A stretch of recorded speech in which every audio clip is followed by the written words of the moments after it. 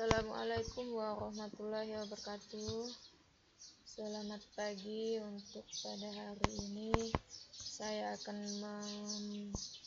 memberikan pengayaan terkait dengan soal MIT administrasi transaksi, yang mana kalian masih banyak sekali yang belum memahami dari soal tersebut.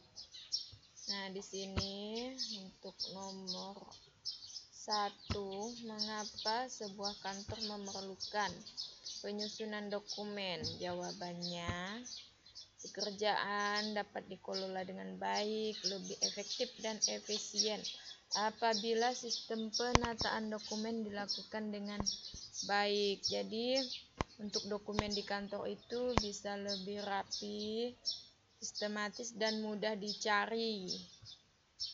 Kemudian nomor 2, tuliskan beberapa cara penataan dokumen kantor.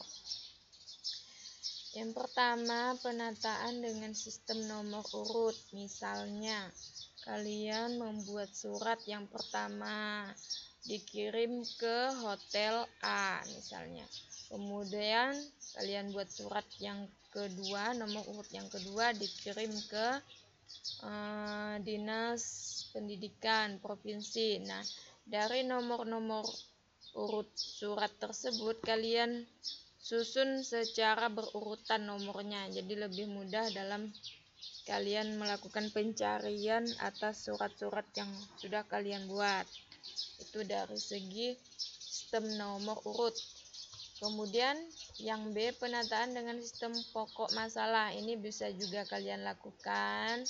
Misalnya dengan sistem pokok masalah, yang pertama kalian buat surat ke hotel, tujuannya untuk mengundang karyawan hotel lain berkunjung ke hotel kalian. Nah, ini pokok masalahnya mengundang karyawan hotel.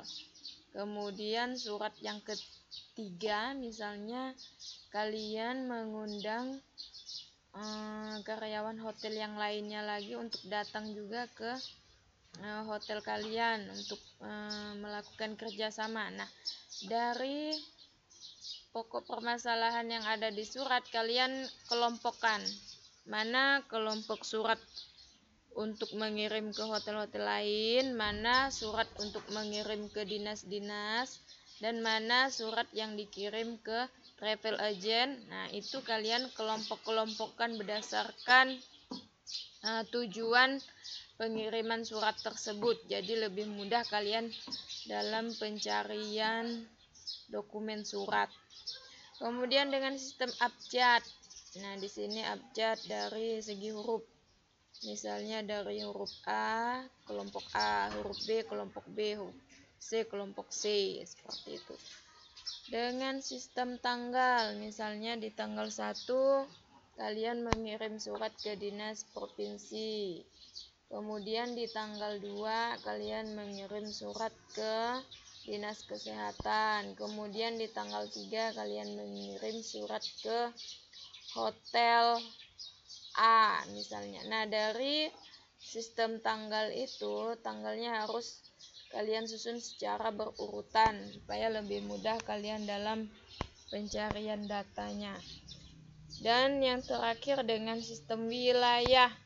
Misalnya kalian mengirim surat, ada yang di sebagian suratnya kalian kirim ke wilayah Kabupaten Sambas, sebagian yang lainnya kalian kirim ke wilayah Kota Pontianak, sebagian yang lainnya kalian kirim ke wilayah luar Kalimantan Barat.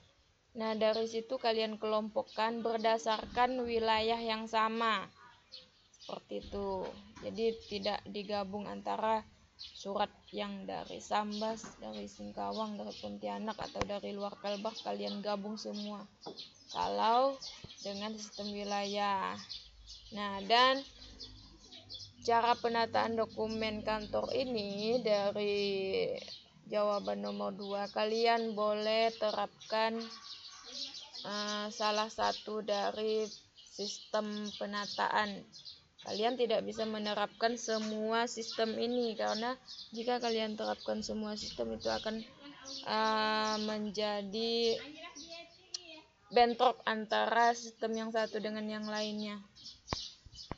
Kemudian nomor 3, bagian-bagian yang ada pada surat. Yang pertama itu ada kop surat atau kepala surat, kemudian nomor surat, tanggal pembuatan surat, lampiran, perihal surat.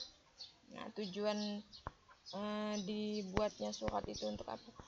Orang atau instansi yang dituju di dalam surat tersebut, kemudian salam pembuka, kalimat inti, kalimat penutup, salam penutup, dan tanda tangan pembuat surat serta ada stempel dari instansi pembuat surat.